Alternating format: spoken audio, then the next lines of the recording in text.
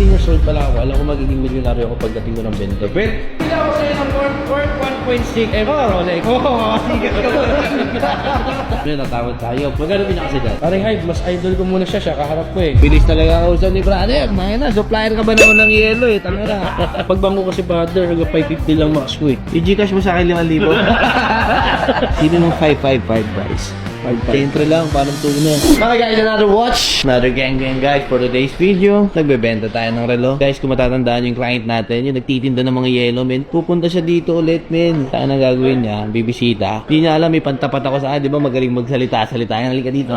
Pare, dahil nagbibisita ko ngayon, men. Siya may factory ng yellow. Kita niya, nalabang ito, magaling magsalita yan. Di ba? Di na mas magaling na magsalita.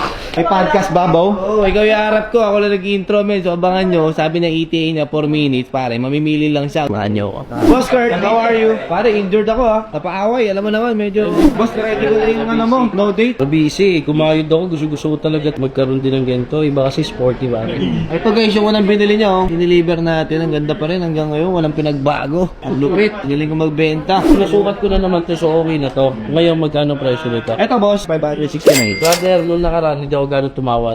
Kasi dinayo mo ako. Ngayon, ikaw dinayo ko. Ako patawarin mo. Ikaw naman ang papatawarin ko.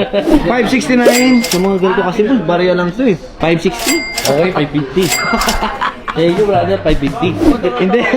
Kasi sa mga ganitong unit kasi guys, yung mga submariner, patataas yung puhunan pero mabilis kasi siya mabenta. Let's say ngayon, dalawa to hawak ko, mamaya wala na isa dito. Sige, 550, 555 boss. Tapos na tayo sis, repeat buyer ka naman.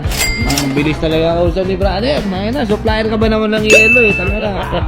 Boss, maraming salamat boss. Boss, anong payment natin? Bank transfer kaya? Pagbangko kasi brother, 550 lang max ko eh. 550. I-Gcash mo sa akin 5,000.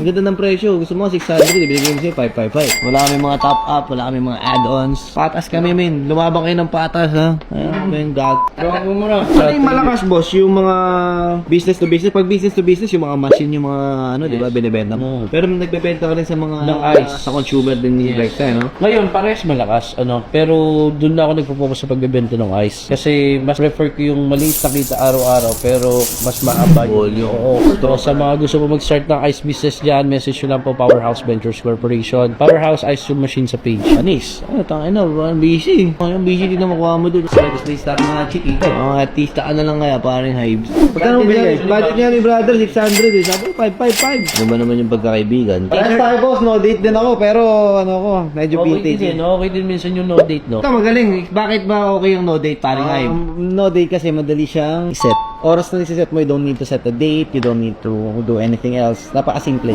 Good choice, tapos pasok pa sa budget. Sino mo 555 guys? 555. Entry lang, parang tuna. So yun, dandil tayo guys for today's video. Nakita nyo naman, dahil lang kausap. Ano pa nga ba? Saan?